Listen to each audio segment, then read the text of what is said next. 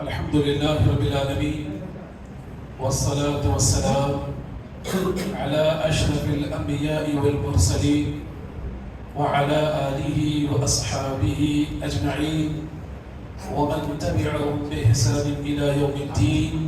أما بعد،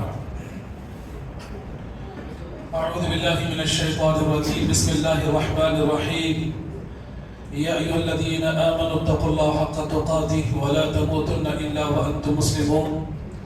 يا أيها الناس اتقوا ربكم الذي خلقكم من نفس واحدة وخلق منها زوجها وبث منهما رجالا كثيرا ونساء واتقوا الله الذي تساءلون به والأرحام إن الله كان عليكم رقيبا.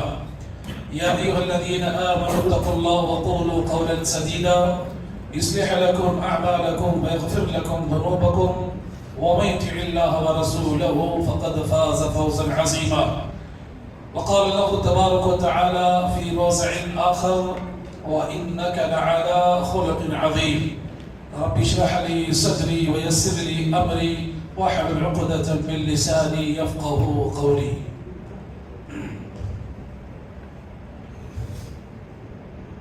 بزرگوں، نوجوانوں، عزیز بچوں، ملت اسلامیہ کی پردہ نشین مائیوں اور بہنوں،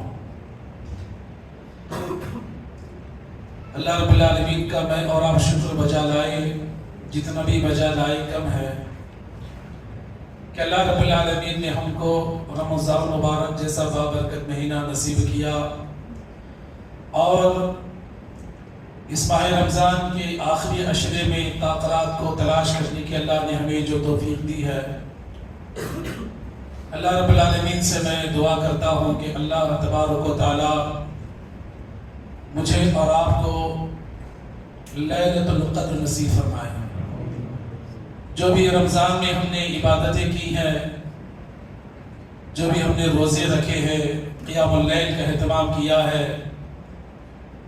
جو بھی دیگر عبادات ہم نے کی ہیں، اللہ تعالی ہماری ہر عبادتوں کو قبول فرمائے، آمین یا رب العالمین۔ محترم حضرات اور دینی بھائیوں، قرآن کریم کی ایک آیت کریمہ چھوٹی سی میں نے آپ کے سامنے پڑھی ہے، وَإِنَّكَ لَعَلَىٰ خُلُقٍ عَظِيمٍ۔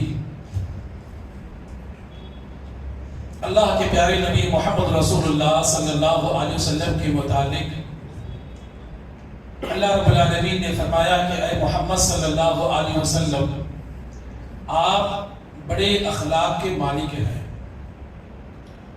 دیکھیے، میں اور آپ زندگی تو گزارتے ہیں، جب تک ہمارے زندگی میں اخلاق نہ ہو، جب تک ہمارے زندگی میں اچھے کیریکٹر نہ ہو، ہم ایک اچھے مومن نہیں کہلا سکتے۔ ہمارے اندر اچھے اخلاق ہونی چاہیے۔ اخلاق کا کیا معنی ہے؟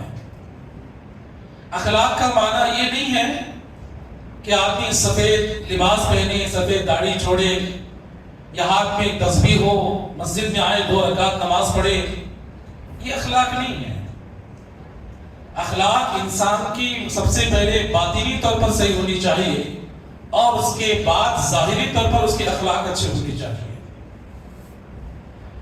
آپ صلی اللہ علیہ وسلم کی پوری زندگی جب ہم مطالعہ کرتے ہیں، جب ہم پڑھتے ہیں، تو آپ صلی اللہ علیہ وسلم کی زندگی کا ہر لمحہ اخلاق سے بھرا ہوا ہے۔ اب عائشہ صدیقہ رضی اللہ تعالیٰ عنہا نے کسی نے سوال کیا کہ آپ مجھے اللہ کے نبی صلی اللہ علیہ وسلم کے اخلاق کے بارے میں بتلائیے۔ تو اللہ کے نبی نے کیا کہا؟ اللہ کے نبی نے فرمایا، کیا تم نے قرآن کو نہیں پڑھا؟ کہا کہ میں نے پڑھا ہے۔ تو کہا کہ پورا قرآن ہی اللہ کے نبی کے اخلاق ہیں۔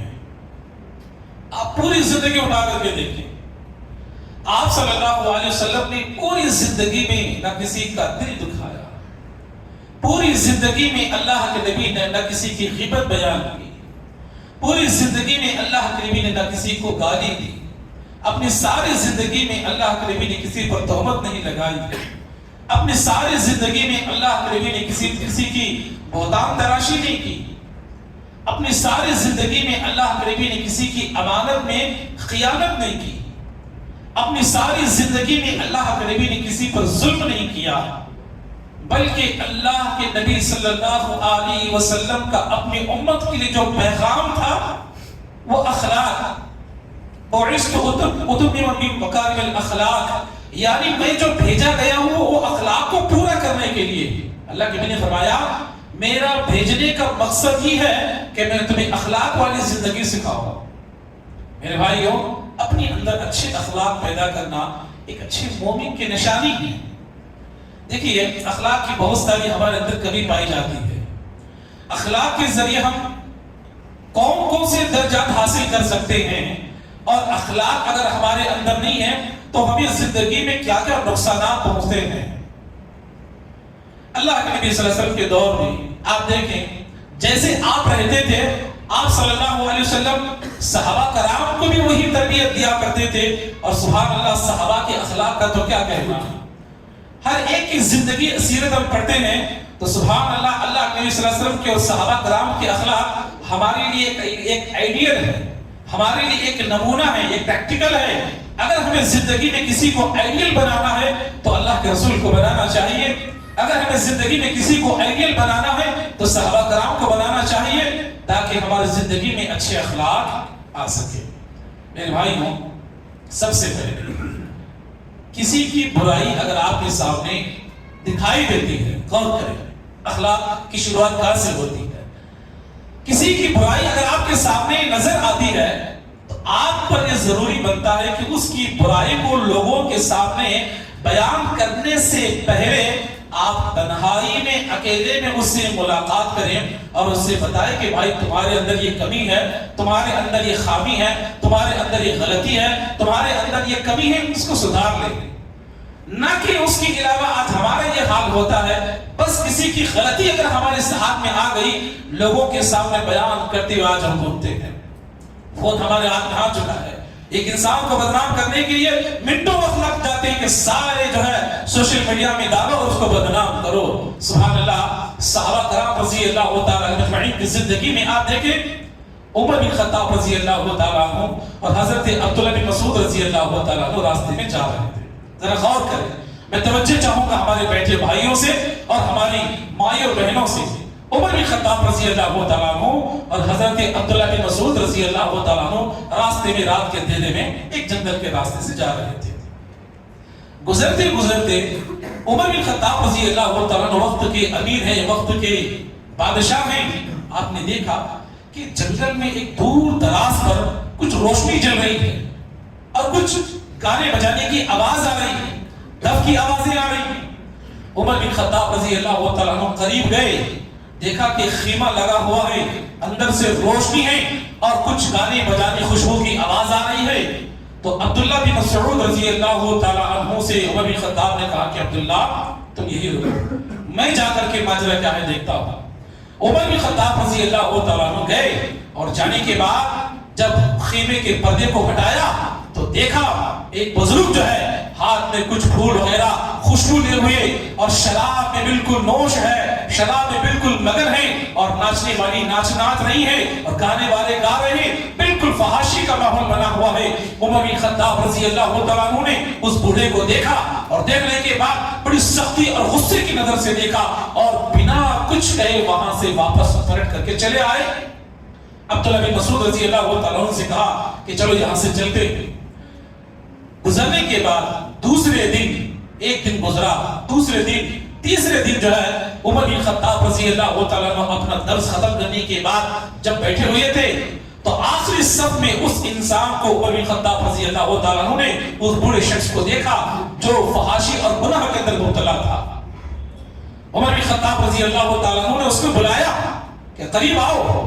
اب وہ ڈر گیا کہ میرا اب لگتا ہے کہ مجھے بڑی سزا سنائی جائے گی، میرے ساتھ کچھ بڑی سختی کا معاملہ ہونے والا ہے۔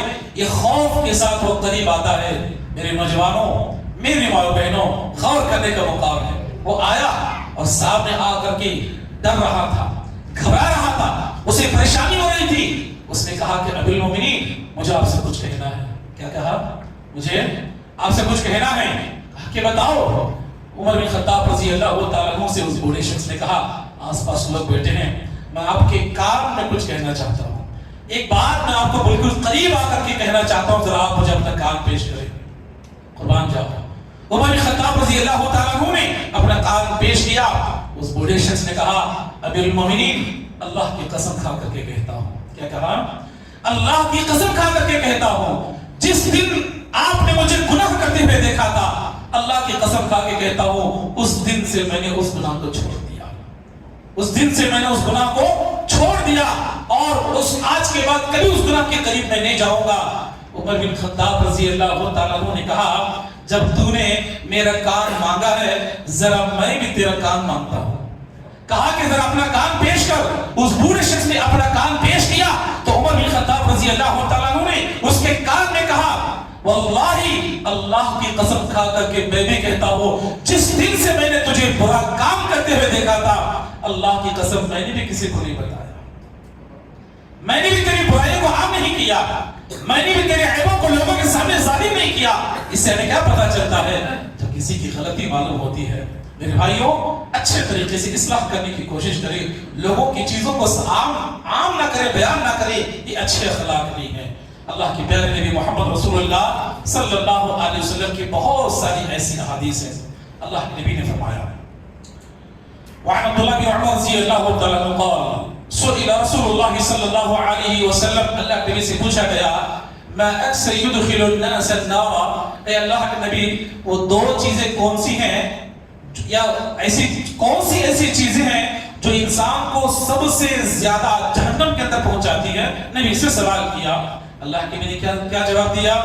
اللہ کے نبی نے کہا سب سے زیادہ انسانوں کو جہنم میں پہنچانے والی دو چیزیں ہیں، وہ کیا ہے؟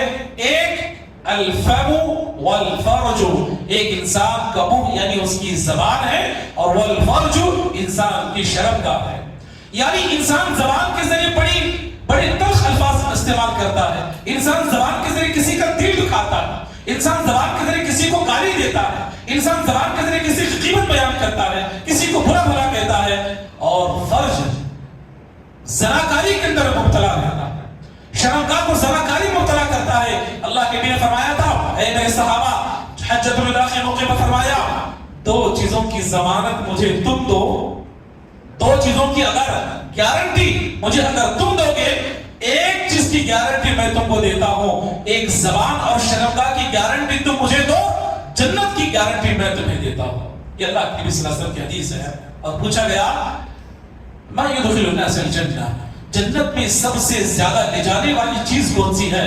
قربان جاؤ میرے بھائیوں، اللہ کے نبی نے فرمایا التقوى اللہ وحسن الخلق، انسان کے تقوی اور انسان کے اچھے اخلاق، یہ دو چیزوں کے ذریعے اکثر لوگ جنت میں داخل ہوں گے انشاءاللہ۔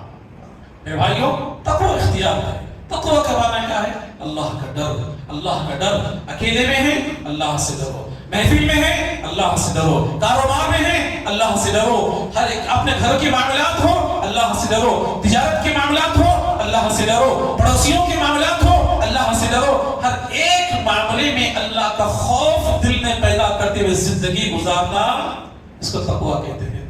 اور اخلاق تو ماشاءاللہ اللہ کی پیارے نبی محمد رسول اللہ صلی اللہ علیہ وسلم جب غار سے پریشان ہو کر کے آئے، آنے کی بعد کیا کہا؟ زملونی زملونی، کہا کہ خدیجہ میں بہت پریشان ہوں، مجھے چادر اڑا دو۔ حضرت خدیجہ رضی اللہ تعالیٰ عنہا نے اللہ کے نبی کو چادر اڑا دیا، کہا کہ میں بہت پریشان ہوں۔ حضرت خدیجہ رضی اللہ تعالیٰ عنہ نے کیا کہا؟ اللہ کے نبی کلا ابشر، ہرگز نہیں، لا يحزنك اللہ، اللہ کبھی آپ کو ضائع نہیں کرے گا۔ آپ اتنے پریشان کیوں ہوتے ہو؟ کیا کیا صفتیں گنائی؟ آپ مظلوم کا ساتھ دیتے ہو، اور آپ جو پریشان ہیں ان کی پریشانی کو دور کرتے ہو، لوگوں کو کما کر کے دیتے ہو، لوگوں کا بوجھ اٹھاتے ہو، لوگوں کے کام میں تم ساتھ دیتے ہو، اللہ تمہیں کبھی ضائع نہیں کرے گا۔ یہ تھے نبی کریم صلی اللہ علیہ وسلم۔ میرے بھائیوں اچھے اخلاق پیدا کریں۔ دیکھیے اخلاق کا ایک پہلو میں آپ کو بتاؤں، توجہ چاہوں گا میرے بھائیوں سے، میری ماں بہنوں سے۔ غلطی اگر آپ سے ہو جاتی ہے، غور کریں، اگر غلطی خود سے ہو جاتی ہے تو معافی مانگنے کا جذبہ بھی ہمارے اندر ہونا چاہیے۔ اگر سامنے والے سے غلطی ہو جاتی ہے تو اسے معاف کرنے کا بھی جذبہ ہمارے اندر ہونا چاہیے. خود سے غلطی ہو گئی, معافی مانگے. سامنے والے نے غلطی کر دی تو اسے معاف کر دے. میرے بھائیوں, ایک مرتبہ حضرت بلال اور حضرت ابو ذر غفاری, غور کریں, حضرت بلال اور حضرت ابو ذر غفاری رضی اللہ تعالیٰ عنہ کے درمیان ذرا میں تو ہو گئی. کچھ ذرا کسی بات میں دونوں نے ذرا میں تو کر دی, یہاں تک کہ ہوتے ابو ذر غفاری رضی اللہ تعالیٰ عنہ کو برداشت نہیں ہوا. بلال رضی اللہ تعالیٰ عنہ کو انہوں نے ایسے الفاظ کہے جو ان کو پسند نہیں آیا. کہا کہ یا ابن سودا, اے کالی کلوٹی کے بیٹے. کہا کن کو کہا؟ حضرت ابو ذر غفاری نے رضی اللہ تعالیٰ عنہ بلال رضی اللہ تعالیٰ عنہ کو کہا اے کالی کلوٹی کے بیٹے. اللہ اکبر. میرے بھائیوں, بلال رضی اللہ تعالیٰ عنہ بڑے بھولے بھالے تھے, روتے ہوئے اللہ کے رسول کے پاس آئے. کے پاس کہا کہ اللہ کے رسول, مجھے بلال نے میری ماں کا رنگ یاد دلاتے ہوئے, ہاتھ دلاتے ہوئے کہا کہ میں کالی کلوٹی کا بیٹا ہوں. مجھے بڑی تکلیف ہوئی.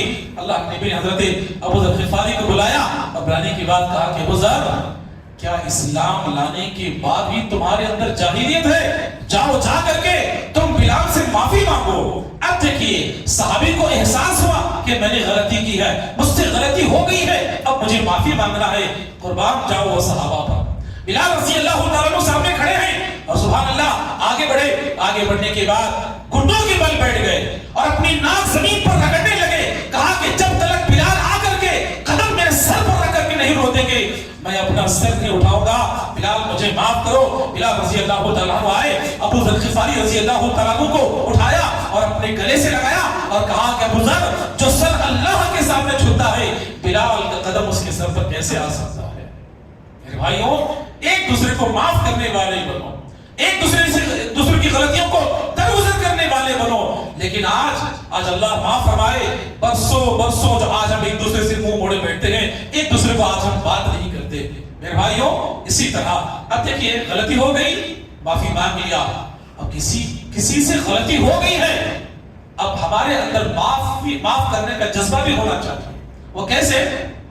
اللہ کے نبی صلی اللہ علیہ وسلم مدینہ سے مکہ جب فتح ہوا, آپ کہاں داخل ہوئے؟ مکہ میں داخل ہوئے. داخل ہونے کے بعد بہت سارے لوگ آ کر کے اللہ کے نبی سے کہہ رہے تھے مجھے معاف کر دیجئے, مجھے معاف کر دیجئے. اللہ کے رسول کہہ رہے تھے کہ جاؤ, آج میں نے تم کو معاف کر دیا, تم کو معاف کر دیا, فلاں کو معاف کر دیا, سارے لوگوں کو معاف کر رہے تھے. ایک شخص آیا, بولو, ایک شخص آیا, اس نے آ کر کے کہا اللہ کے رسول آپ مجھے جانتے ہیں؟ کہا کہ نہیں جانتا. کہا آپ مجھے پہچانتے ہیں؟ کہا کہ میں نہیں پہچانتا. کہا کہ اللہ کے رسول میں وہ انسان ہوں کہ ایک مرتبہ میں آپ کو مارنے کے ارادے سے میں جنگ کے میدان میں آیا تھا اور آپ کے اوپر میں نے تیر برسائی تھی. وہ تیر آپ کو لگنے کے بجائے آپ کی بیٹی زینب جو حاملہ تھی, جو اونٹنی پر سوار تھی, آپ کی بیٹی زینب کے سینے کو لگا اور وہ بیٹی زینب اونٹ سے نیچے گری اور کئی دنوں تک اس میں بیمار رہی اور اسی میں اس کا انتقال ہوا. میں آپ کی بیٹی زینب کا قاتل ہوں, آپ مجھے معاف کریں گے؟ اللہ اکبر. ایک طرف نبی ہے اور سامنے بیٹی کا قاتل کھڑا ہوا ہے. اللہ کے رسول نے کیا کہا؟ کہا کہ جا, آج جب میں سارے لوگوں کو معاف کر رہا ہوں, آج میں تمہیں معاف کر دیتا ہوں. بس ایک بات ضرور کہوں گا, کبھی جھگڑا لے کے میرے سامنے نہیں آنا. اس لیے نہیں آنا کہ جب بھی تو میرے سامنے آئے گا میری بیٹی کی مجھے یاد آ جائے گی. میرے بھائیوں, اپنے اندر معاف کرنے کا جذبہ اپنے اندر پیدا کریں. معاف کرنے کا جو ہے وہ لہجہ ہمارے اندر ہونا چاہیے. اور اسی طرح اللہ کے نبی صلی اللہ علیہ وسلم صحابہ سے بڑی محبت کرتے تھے. اخلاق ایسا تھا, ملتے تو بڑی مسکراہٹ کے ساتھ ملتے تھے. جب کسی سے ملاقات کرتے ایسے ملاقات کرتے جیسے کوئی برسوں کے بعد آدمی آ کر کے گلے لگا رہا ہے. یہ انداز ہمارے اندر ہونا چاہیے. لیکن آج دیکھا جاتا ہے مسافہ بھی ایسے کرتے ہیں کہ جیسے کوئی ارجنٹ میں نکل رہا ہے. جب مسکرا کے اگر کوئی بات ہوتی ہے ایسے ارجنٹ نکل جاتے ہیں جیسے کوئی بات کرنے کا ہمارے دل میں کوئی خواہش ہی نہیں ہے. میرے بھائیوں, نہیں, اچھے اخلاق پیدا کرو, اتنے پیارے انداز پیدا کرو کہ آپ سے آدمی بات کرنے کے لیے ترس جائے, آپ سے ملاقات کرنے کی اس کے دل کے امید پیدا ہو, وہ آپ سے قریب بیٹھنے کے لیے تیار ہو. ایسے اچھے اخلاق پیدا کرے. اور آج ہوتا کیا ہے, کوئی کسی کو بات کرنے کے لیے تیار نہیں, کوئی کسی کو سلام کرنے کے لیے تیار نہیں, کوئی کسی کے قریب جا کے بیٹھنے کے لیے تیار نہیں. دلوں میں نفرتیں, دلوں میں عداوتیں, دلوں میں بہت ساری جو ہے وہ عداوتیں رکھ کر کے آج ہم جیتے ہیں. اللہ کے نبی صلی اللہ علیہ وسلم کے اخلاق نہیں تھے. محبت کے ساتھ. جب سامنے والا آ جائے وہ مالدار ہے یہ نہ دیکھو, غریب ہے یہ نہ دیکھو, ذمہ دار ہے یہ نہ دیکھو, مصلی ہے یہ نہ دیکھو, کالا ہے یہ نہ دیکھو, گورا ہے یہ نہ دیکھو, بلکہ یہ دیکھو کہ میرے سامنے ایک مسلمان ہے, ایک مومن بندہ ہے, میرے نبی کا حکم ہے کہ میں اس کے ساتھ اچھے طریقے سے پیش آؤں. میرے بھائیوں, حضرت ظاہر رضی اللہ تعالیٰ نام یاد رکھیں, کیا نام ہے بولو, ظاہر رضی اللہ تعالیٰ, بڑے جلیل قدر صحابی ہیں, بڑے کالے کلوٹے تھے, رنگ اللہ رب العالمین نے دیا ہے, اور بہت غریب طبقے میں سے تھے, اور ترکاری باغیچہ وغیرہ میں کام و کاج کیا کرتے تھے. جب بھی اللہ کے رسول سے ملاقات کرنے آتے تھے تو کچھ ترکاری لا کر کے اللہ کے رسول کو دیا کرتے تھے, اور اللہ کے رسول بھی بڑے تحفے تحائف دے کر کے ان کو بھیجا کرتے تھے. میرے بھائیوں, ظاہر رضی اللہ تعالیٰ ایک مرتبہ اللہ کے رسول سے ملاقات کرنے کے لیے آئے, اللہ کے رسول صلی اللہ علیہ وسلم نے بڑے تحفے تحائف دے کر کے ان کو بھیجا. ظاہر رضی اللہ تعالیٰ وہ تھے, زیادہ ان سے کوئی بات نہیں کرتا تھا, بڑے کالے کلوٹے ذرا غریب قسم کے تھے. جانتے ہیں شیطان کبھی داخل ہو جاتا ہے اور ہمارے اندر یہ علامت آ جاتی ہے, ذرا ان سے دوری اختیار کرتے تھے. لیکن قربان جاؤ اللہ کے نبی صلی اللہ علیہ وسلم پر, مدینے کے بازار میں حضرت ظاہر رضی اللہ تعالیٰ کچھ سامان زمین پر رکھ کر کے بیچ رہے, اعلان کر رہے ہیں کہ میرے چیز لے لو, مجھ سے کوئی خرید لو, یہ اعلان ہو رہا تھا. ظاہر رضی اللہ تعالیٰ کھڑے ہیں, اللہ کے نبی صلی اللہ علیہ وسلم آئے, اور آنے کے بعد پیچھے سے آ کر کے ظاہر رضی اللہ تعالیٰ کو اس طرح ہاتھ ڈال کر کے پکڑ لیا اور کہا کہ بتاؤ میں کون ہوں. قربان جاؤ, ظاہر رضی اللہ تعالیٰ نے کیا کہا کہ اللہ کے رسول میں ایک ادنا سا میں جو ہے, کہا کہ میں ایک عام انسان ہوں, میں کالا کلوٹا بڑا غریب انسان ہوں, مجھ سے کوئی بات نہیں کرتا, میرے قریب نہیں آتا, لیکن آج میرے جسم کو لگ کر کے اگر کوئی انسان کھڑا ہے وہ کوئی اور نہیں, وہ اللہ کے رسول ہی ہو سکتے ہیں. تو اللہ کے رسول نے کہا کہ ظاہر جب تمہیں پتا تھا میں ہوں تو بتا دینا چاہیے تھا. ظاہر رضی اللہ تعالیٰ نے کہا اللہ کے رسول اتنے دنوں کے بعد میں کھڑا ہوا تھا, میرے پیٹھ کے جسم سے آپ کا پیٹ لگ رہا تھا, یہ مبارک گھڑی میں کیسے روک سکتا تھا. تو میرے بھائیوں, آپس میں دلوں سے نفرتیں نکالو, عداوتیں نکالو, محبت کے ساتھ, پیار کے ساتھ, عاجزی کے ساتھ, الفت کے ساتھ ایک دوسرے سے ملاقات کرتے ہوئے اخلاق اپنے اندر پیدا کرنے کی انشاءاللہ کوشش کریں. ایک حدیث میں آپ کو بتاتا ہوں, اللہ کے پیارے نبی محمد رسول اللہ صلی اللہ علیہ وسلم فرمایا, یہ حدیث انشاءاللہ اگر اس حدیث کو میں اور آپ سمجھ لیے, ہماری مائیں اور بہنیں خصوصاً ہمارے نوجوان, تو ہماری زندگی کو تبدیل ہونے کے لیے یہ حدیث کافی ہے. انشاءاللہ سنیں گے انشاءاللہ. اللہ تعالی ہم سب کو سننے سے زیادہ عمل کرنے کی توفیق عطا فرمائے. حدیث اس طرح ہے, ترمذی کی روایت ہے, وعن ابو امامہ الباہلی رضی اللہ تعالیٰ عنہ قال قال رسول اللہ صلی اللہ علیہ وسلم انا زعیم ببیتی فی ربد الجنہ لمن ترک المراء وان كان محقا, انا زعیم ببیتی فی وسط الجنہ لمن ترک الكذب وان كان مازحا, انا زعیم ببیتی فی اعلی الجنہ لمن الحسن خلقه. رواہ الترمذی. ابو داؤد ترمذی کی روایت ہے. ابو امامہ الباہلی رضی اللہ تعالیٰ عنہ کہتے ہیں اللہ کے نبی نے فرمایا, ذرا غور کر دیکھو, میری تمہاری کیا خواہش ہوتی ہے کہ اللہ ہماری عبادتوں کو قبول کر کے اللہ جنت میں داخل کرے, یہی تو ہماری کوشش ہے. ہمارا آخری ٹھکانہ کہاں ہو بولو, جنت ہو, یہی تم سب کی کوشش ہے. نمازیں پڑھتے ہیں, روزے رکھتے ہیں, زکات دیتے ہیں, حج کرتے ہیں, تاخیرات میں روزے رکھ, سب کچھ ہم کرتے ہیں. سبحان اللہ. جنت میں داخل ہونے کا آسان راستہ, شارٹ کٹ راستہ بتاؤں گا انشاءاللہ. اللہ کے رسول نے فرمایا انا زعیم ببیتی فی ربد الجنہ, جنت کے اطراف ایک گھر بنانے کی ذمہ داری میں لیتا ہوں. کون کہہ رہے ہیں بولو, اللہ کے رسول کہہ رہے ہیں. کیا کہہ رہے ہیں؟ آپ کو جنت کے اطراف ایک گھر بنانے کی ذمہ داری میری ہے. نبی نے کہا کس کے لیے؟ لمن ترک المراء وان كان محقا, جو انسان حق پر ہوتے ہوئے, غور کرو کیا کہا, جو انسان حق پر ہوتے ہوئے اپنے جھگڑے کو چھوڑ دیتا ہے. آپ کا کسی سے جھگڑا, پراپرٹی کو لے کر کے, معاملات کو لے کر کے جھگڑا ہے, آپ حق پر ہیں, سامنے والا حق پر نہیں ہے, لیکن جا اللہ کے لیے میں نے تجھے معاف کر دیا. سبحان اللہ. لمن ترک المراء وان كان محقا, اگر آپ حق پر ہوتے ہوئے سامنے والے کو معاف کر دیتے ہیں, نبی نے کہا جنت کے اطراف ایک گھر بنانے کی ذمہ داری میری ہے. کہ آج ہم معاف کرنے کے لیے تیار ہیں؟ آج بہت سارے ایسے حضرات ہوں گے، بہت سارے ایسے ماں بہنیں ہوں گے، اللہ معاف فرمائے، برسوں برسوں گزر جاتے ہیں، چھوٹی چھوٹی باتوں کو لے کر کے ایک بھائی نہ بہن کو بات کرنے کے لیے تیار ہوتا ہے، نہ اولاد ماں باپ کو بات کرنے کے لیے تیار ہوتی ہے، نہ ایک بھائی بھائی کو بات کرنے کے لیے تیار ہوتا ہے، نہ رشتہ دار دوسرے رشتہ دار کو بات کرنے کے لیے تیار ہوتا ہے۔ ریزن، شادی کی دعوت اس نے آ کر کے مجھے گھر میں نہیں دیا، راستے میں اس نے مجھے دعوت دی، یا اپنے کسی فنکشن میں مجھے نہیں بلایا، یا کسی شادی بیاہ تقریب مجھے اس نے دعوت نہیں دی، یا پراپرٹی کو لے کر کے برسوں برسوں زندگی میں جو ہے دنیا ہوتی ہے، ایک دوسرے کو بات نہیں کر سکتے۔ یہ آج ہمارا معاملہ ہے۔ اللہ تعالیٰ سے معاملات سے اللہ ہماری حفاظت فرمائے۔ اس کے بعد اللہ رسول نے کیا کہا؟ انا زعیم بیتی فی وسط الجنہ، نبی نے کہا کہ جنت کے اطراف، پہلی بار کہا، دوسری بار کیا کہا؟ انا زعیم بیتی فی وسط الجنہ، جنت کے بالکل بیچوں بیچ ایک گھر بنانے کی ذمہ داری میری۔ کس کے لیے؟ لمن ترک الکذب وان کان مازحا، جو انسان مذاق کے طور پر بھی جھوٹ نہیں بولتا۔ اللہ اکبر، جھوٹ بولنا تو گناہ ہے، مذاق کے طور پر بھی جھوٹ نہیں بولتا، لیکن آج جھوٹ کے آج ہمارے زندگی میں نہیں، کتنا آج ہماری زندگی میں جھوٹ ہوتا ہے۔ یہ موبائل کی وجہ سے آج ہم کتنا جھوٹ بولتے ہیں، موبائل کی وجہ سے آج ہمارے بچوں میں کتنا جھوٹ آ گیا ہے، موبائل کی وجہ سے آج ہمارے اندر وہ جھوٹی جو ہے وہ کس میں آج ہمارے اندر کیسے پیدا ہو گئی ہے۔ میرے عزیز دوستوں، میں آپ کو بتاؤں، جھوٹ ایک ایسا کبیرہ گناہ ہے، اگر آپ ایک جھوٹ بولتے ہیں اس کو چھپانے کے لیے آپ کو 10 جھوٹ بولنے پڑتے ہیں، ایک سچ بول کر کے نکل جاؤ۔ آج کے ہمارے نوجوان بچے ہو یا نوجوان بچیاں ہو، کالج وغیرہ جاتی ہیں، ان کے ہاتھ میں موبائل ہوتی ہے، کہا جاتا ہے کہ موبائل کیوں ہے؟ کہا کہ کچھ جو ہے کالج کا سلیبس ہوتا ہے، کچھ آن لائن جو ہے تعلیم ہوتی ہے، موبائل دیا جاتا ہے۔ ماں باپ یہ سمجھتے ہیں کہ آج ہمارے بچے کالج گئے ہیں، اگر ان کو فون کر کے پوچھا جائے کہ بیٹا کہاں ہے؟ نہیں، میں ابا کالج میں ہوں، فلاں ہوں، لیکن ہوتے کہاں ہیں؟ بازاروں میں، گارڈنوں میں اور پرائی فحاشی کی جگہوں پر آج ہمارے بچے ہوتے تھے۔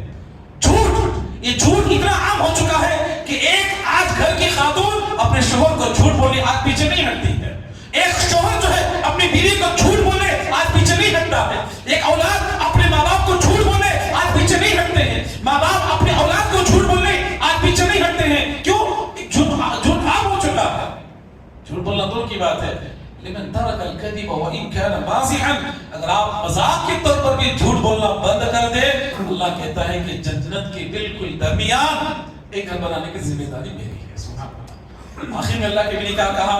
انا زعیم ببیتی فی اعلی الجنہ، جنت کے اطراف نہیں، جنت کے بالکل درمیان نہیں، جنت کے سب سے اونچے اعلیٰ مقام پر ایک گھر بنانے کی ذمہ داری میری۔ کس کے لیے؟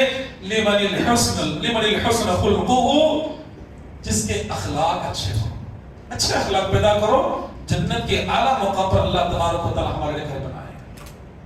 میرے بھائیوں، آپس میں اچھے اخلاق پیدا کریں۔ ایک چھوٹی سی حدیث سے واقعہ بتا کر کے انشاءاللہ میں اپنی بات ختم کر دیتا ہوں۔ میرے بھائیوں دیکھیے، جب ہمارے سامنے کوئی پریشان ہے، اس کی پریشانی کو دور کرو۔ ایک بات ہمیشہ یاد رکھ لیں، اگر ہمارے سامنے کوئی بندہ پریشان ہے، ہمارے سامنے کوئی بندہ کسی پریشانی کے اندر مبتلا ہے اور ہم اس کی پریشانی کو دور کرنے کی طاقت اپنے اندر رکھتے ہیں، ہمارے اندر وہ طاقت ہے کہ ہم اس کی پریشانی کو دور کر سکتے ہیں، لیکن ہم نہیں کرتے۔ اس کے باوجود اگر ہم محدث ہو، اگر ہم عالم ہو، اگر ہم ذمہ دار ہو، اگر ہم مفسر ہو، ہم سب کچھ ہوں گے، اگر پریشانی کو حل کرنے کی طاقت رکھتے ہوئے بھی اس کی طاقت اگر ہم دور نہیں کرتے، ہم بڑے علامہ ہوں گے، لیکن اللہ کی نظر میں نیک نہیں ہو سکتے، اللہ کی نظر میں نیک نہیں ہو سکتے۔ اس لیے میرے بھائیوں، وعدہ پورا کرنا، ایک دوسرے کی بھلائی بیان کرنا اور لوگوں کو معاف کرنا۔ بس ایک چھوٹا واقعہ بتا کے انشاءاللہ اپنی بات ختم کروں گا، آپ کا زیادہ وقت دے لو گے انشاءاللہ۔ میرے بھائیوں، میں توجہ چاہوں گا ہمارے ماں بہنوں اور ہمارے بیٹے یہاں پر بھائیوں سے، بڑا پیارا واقعہ ہے، دل کو دہلا دے گا انشاءاللہ، اور ہماری زندگی میں تھوڑی سی بھی تبدیلی آ گئی کافی ہے انشاءاللہ۔ میرے بھائیوں، عمر بن خطاب رضی اللہ تعالیٰ عنہ کے دور میں، عمر بن خطاب رضی اللہ تعالیٰ عنہ ہمیشہ لوگوں کو جو بٹھا کر کے فیصلے کرتے تھے، آپ جو ہے لوگوں کے فیصلے کرتے یا ان کی پریشانیوں کو سنتے، مسائل کو حل کیا کرتے تھے۔ ایک مرتبہ کا معاملہ ہے، عمر بن خطاب رضی اللہ تعالیٰ تشریف فرماتے، بہت سارے کبار صحابہ ہیں، بڑے بڑے وہ صحابہ جو نبی کے دور میں جو اللہ رسول کے ساتھ اٹھا بیٹھا کرتے تھے، بڑے کبار صحابہ مجلس میں تشریف فرما ہیں۔ دو لڑکے آئے، دو نوجوان تھے، آئے اور آنے کے بعد کہا امیر المومنین ہمیں آپ سے التجا کرنی ہے، ایک بات آپ کو بتانی ہے۔ کہا کہ بتاؤ۔ کہا کہ یہاں کی جو مجلس ہے، اس مجلس میں ایک ایسا انسان بیٹھا ہے جو ہمارے باپ کا قاتل ہے۔ کون ہے؟ بولو۔ ہمارے باپ کا قاتل ہے، اور ہم اپنے باپ کے قتل کے بدلے میں خون کے بدلے خون، جان کا بدلہ جان چاہتے ہیں۔ یہ جو آپ کے سامنے جو شخص بیٹھا ہے، یہ جو نوجوان ہے، یہ جو بیٹھا یہ آدمی، یہ ہمارے باپ کا قاتل ہے، ہمیں جان کے بدلے جان چاہیے۔ اللہ اکبر۔ میرے بھائیوں، عمر بن خطاب رضی اللہ تعالیٰ عنہ نے اس شخص کو کہا کہ کھڑے ہو جاؤ۔ کہا کہ ماجرا کیا ہے؟ یہ دونوں بیٹے اپنے باپ کا قاتل تمہیں ٹھہرا رہے ہیں، اس کا کیا ماجرا ہے؟ اس نے کہا امیر المومنین ماجرا اس طرح ہے کہ میرا ایک کھیت ہے۔ کیا ہے؟ میرا ایک باغیچہ ہے، میرا ایک کھیت ہے، اور میں وہاں کاشتکاری کرتا ہوں، میں ایک زراعتی آدمی ہوں، میں ایک کسان ہوں۔ ان کے والد اونٹوں کو لے کر کے میرے کھیت کے پاس سے گزرتے تھے، میں نے کئی مرتبہ ان سے کہا کہ اپنے اونٹوں کو آپ جو ہے سنبھال کے رکھے، میرے کھیت میں نہ بھیجے، کیونکہ میری فصل خراب ہو جاتی ہے، میرے جو ہے اناج خراب ہو جاتا ہے، اپنے اونٹوں کو میرے کھیت میں نہ بھیجے۔ ایک دن ان کے اونٹ چلتے چلتے میرے کھیت میں داخل ہو گئے، میں نے پتھر کو اٹھایا اور میں نے بڑے زور سے ان کے اونٹ کو مارا، اور وہ پتھر جو ہے ان کے اونٹ کو لگنے کے بجائے ان کے والد کے پیشانی سر کو لگا اور خون نکلا، زخم گہرا ہوا، جس کی وجہ سے ان کے والد کا انتقال ہوا۔ یہی ماجرا ہے، میری نہ نیت تھی کہ میں ان کے والد کو قتل کروں، نہ میری نیت تھی کہ میں ان کو زخم پہنچاؤں، میں نے مارا تو اونٹ کو، پتھر غلطی سے ان کے والد کو چہرے کو لگا۔ آپ فیصلہ فرمائیں کیا منظر ہوگا؟ عمر بن خطاب رضی اللہ تعالیٰ عنہ نے کہا خون کے بدلے خون، جان کے بدلے جان، اب یہ تو تمہیں اپنا حساب مانگ رہے ہیں، اور میں تمہیں یہ اعلان کرتا ہوں کہ ان کے والد کے جان کے بدلے تمہیں قتل کیا جائے گا۔ موت کا حکم سنا دیا۔ اب چلاوے کی زبانی سنو، چلاوا کیا کہتا ہے؟ وہ کہتا ہے امیر المومنین آپ نے مجھے موت کی سزا سنائی ہے، میں تیار ہوں، مجھے آپ 3 دن کی مہلت دیں۔ کتنی؟ بولو بھائیو، 3 دن کی مہلت دیں، انشاءاللہ میں 3 دن کے بعد واپس پلٹ کر کے آؤں گا، اور آپ جو مجھے سزا دیں میں تیار ہوں، اس لیے کہ میرے پیچھے میری بوڑھی ماں ہے، میرے معصوم بچے ہیں، میری بیوی ہے، میں جاؤں، جا کر کے میرے ماں کا میں انتظام کروں، میرے بیوی کا انتظام کروں، میرے بچوں کا انتظام کروں، اس کے بعد میں آؤں گا، آپ مجھے سزا سنائیں، میں تیار ہوں۔ عمر بن خطاب نے کہا بڑے عجیب لگتے ہو، پہلی مرتبہ میں نے تمہیں دیکھا ہے، یہ سارے مدینے میں تم ایک انجان جیسے ہو، نہ کسی کو تمہارے گھر کا پتہ ہے، نہ کسی کو تمہارا نام معلوم ہے، نہ کوئی تمہارا ایڈریس جانتا ہے، کوئی کسی کو معلوم نہیں، تو میں تمہیں کیسے چھوڑ سکتا ہوں اور کیسے گارنٹی دوں کہ تم واپس پلٹ کر کے آؤ گے؟ کیا اس مجلس میں کوئی تمہاری گواہی دینے والا ہے؟ اللہ اکبر، قربان جاؤ۔ ایک بزرگ صحابی، بڑے عمر و دراز صحابی ابو ذر غفاری رضی اللہ تعالیٰ عنہ کھڑے ہوئے، کھڑے ہونے کے بعد کہا امیر المومنین میں اس بات کی گارنٹی دیتا ہوں کہ وہ واپس آئے گا، آپ اسے چھوڑ دیں۔ ابو ذر غفاری رضی اللہ تعالیٰ عنہ کی گارنٹی پر اسے چھوڑ دیا گیا۔ میرے بھائیوں، وہ چلا گیا، جانے کے بعد پہلا دن گزرا، تیسرا دن گزرا، دوسرا دن گزرا، تیسرا دن بھی گزر گیا، لوگ جمع ہوئے، تیسرے دن کے اصل میں عدالت قائم ہونی ہے، فیصلہ سنایا جائے گا، دونوں باپ کے دونوں بیٹے آ چکے ہیں، اب قاتل کا انتظار ہے۔ عمر بن خطاب رضی اللہ تعالیٰ عنہ مدینے کے دروازے پر اپنی نگاہیں ٹکائے ہوئے کہ وہ کب آئے گا، کیونکہ میں نے اسے جانے کا موقع دیا ہے، اور ابو ذر نے گواہی دی ہے رضی اللہ تعالیٰ عنہما۔ قربان جاؤ، وقت گزرتا گیا، کہا کہ ابو ذر وقت ہو چکا ہے، کہا کہ ابو ذر وقت ہو چکا ہے، مغرب ہونے والی ہے، تیسرا دن بھی ڈھلنے والا ہے، کہاں تمہاری گواہی لے کر کے جانے والا؟ کہا کہ امیر المومنین تھوڑا انتظار کرے، ابھی سورج غروب ہونے میں کچھ وقت باقی ہے، قربان جاؤ، وقت گزرنے سے پہلے وہ شخص آ جاتا ہے۔ جیسے آتا ہے عمر رضی اللہ تعالیٰ عنہ خوش ہو جاتے ہیں. عمر بن خطاب رضی اللہ تعالیٰ عنہ وہاں پر انتظار کرتے ہوئے کھڑے ہوئے تھے اور شخص آیا. ابو ذر غفاری رضی اللہ تعالیٰ عنہ موجود ہے. دونوں بیٹے بھی اپنے باپ کے قاتل کے انتظار میں ہیں. عمر بن خطاب نے کہا اے فلاں تم چاہتے تو اپنی جان بچا کے بھاگ سکتے تھے. کوئی آپ کے گھر کو نہیں جانتا, کوئی کسی کو تیرا نام تک معلوم نہیں ہے, تو چاہے تو اپنی جان بچا کے بھاگ سکتا تھا. اس نے کیا کہا؟ اس نے کہا کہ امیر المومنین اگر تمہاری میری بات ہوتی تو شاید میں اپنی جان بچا کر کے بھاگتا, لیکن میں جس جگہ پر کھڑے ہو کر کے میں نے آپ سے وعدہ کیا تھا وہاں پر مسلمان بھی تھے, غیر مسلم بھی تھے. اگر غیر مسلموں کے درمیان مسلمانوں کے درمیان اگر میں وعدہ کر کے اگر وعدہ پورا کرنے اگر آج میں حاضر نہ ہوتا تو سارے مسلمان میں غیر مسلم میں یہ بات پھیل جاتی کہ مسلمان میں آج وعدہ پورا کرنے والا کوئی نہ رہا. عمر بن خطاب نے کہا کہ ابو ذر تم نے کیوں گواہی دی, کیا تم اس کو جانتے ہو؟ ابو ذر نے کہا کہ میں نے پہلی مرتبہ اس کو دیکھا ہے. جب پہلی مرتبہ دیکھا ہے تو گواہی کیوں دی؟ کہا کہ پورے محفل میں اس کی مدد کرنے والا کوئی نہیں تھا, اور یہ جو ہے یہ جو کھڑے ہو کر کے اس نے سچ بات کہی اور اس میں اجازت مانگی. جب اس نے بھلائی والا کام کیا تو میرے دل میں خیال آیا ایک انسان اچھا کام کر رہا ہے میں اس کا ساتھ دوں. اگر سارے لوگوں میں اس وقت مسلمان بھی ہے غیر مسلم بھی ہے, اگر میں کھڑے ہو کر کے اس کی بھلائی میں ساتھ نہ دیتا تو لوگ کہتے کہ آج مسلمان میں کوئی بھلائی کرنے والا ہی نہ رہا. یہ کہنا تھا.